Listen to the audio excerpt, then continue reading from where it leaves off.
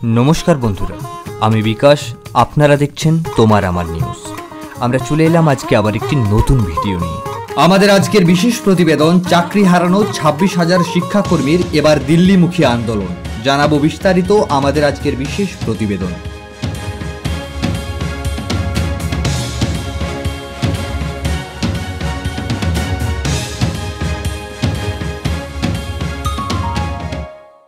दिल्लीमुखी होच्छे पश्चिमबंगेर चाकरिहारा आंदोलन। सुप्रीम कोर्टेर निर्देशे चाकरी हारानो एसएससिर शिक्षक शिक्षिकारा एबार चाइछेन गणतांत्रिक पथे तादेर प्रतिबादके निये जेते देशेर राजधानीते।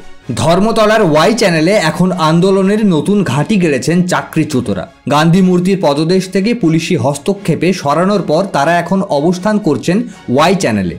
এই অবস্থান কর্মসূচির মধ্যে একটি অভিনব উদ্যোগ নিয়েছেন আন্দোলনকারীরা। একটি পরামর্শ বাক্স বসানো হয়েছে যেখানে সকল চাকরিহারাদের কাছ থেকে চাওয়া হচ্ছে আন্দোলনের ভবিষ্যৎ পথ নিয়ে মতামত। কে কি ভাবছেন, কোথায় কোথায় আইনি ভুল থাকতে পারে সবই জানাতে বলা হচ্ছে লিখে। সেই সব মতামত পৌঁছে যাবে আইনজীবীদের কাছে। তৈরি হবে রিভিউ পিটিশনের ভিত্তি। আগামী 16 এপ্রিল থেকে দিল্লির যন্তর মন্তরে শুরু হবে প্রতিবাদ কর্মসূচি। সুপ্রিম কোর্টের রায়ে রিভিউ চেয়ে রাজ্য সরকার ইতিমধ্যেই উদ্যোগ নিয়েছে। এবার নিজেদের কণ্ঠ দেশবাসীর কাছে পৌঁছে দিতে প্রস্তুতি নিচ্ছেন আন্দোলনকারীরা। একজন আন্দোলনকারীর বক্তব্য, আমরা ন্যায় বিচার চাই, আমরা চাকরি ফেরত চাই। এই আন্দোলন শুধু আমাদের জন্য নয়, ভবিষ্যতের শিক্ষক নিয়োগের স্বচ্ছতার জন্য। রাজ্যের শিক্ষামন্ত্রী ব্রাত্য বসুর সঙ্গে বৈঠকে কিছুটা আশ্বাস মিলেছে। বলা হয়েছে যোগ্যদের তালিকা প্রকাশ করা হবে আগামী 2 সপ্তাহের মধ্যে। তবে আন্দোলনকারীরা জানিয়ে দিয়েছেন আন্দোলনের পথ থেকে তারা সরছেন না।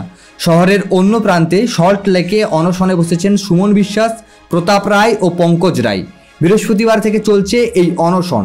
শনিবার অসুস্থ হয়ে পড়ে সুমন, তাকে ভর্তি করা হয়েছে হাসপাতালে। তাদের দাবি, এই লড়াই তাদের অস্তিত্বের প্রশ্ন। এই আন্দোলনের এই অংশে বিতর্কও তৈরি হয়েছে অনেক। শিক্ষামন্ত্রীর অভিযোগ, আন্দোলনকারীদের সঙ্গে রাজনৈতিক যোগাযোগ আছে, যেমন বরাবর শাসক দল বলে থাকে। তবে ওয়াই চ্যানেলের আন্দোলনকারীরা বলেছেন এ লড়াই দলমত নির্বিশেষে সকল চাকরিহারা মানুষের জন্য। সেই কারণেই তাদের বাক্স সকলের জন্য উন্মুক্ত। চাইছেন 26,000-এর প্রত্যেকেই যেন এই সংগ্রামে একত্রিত হন।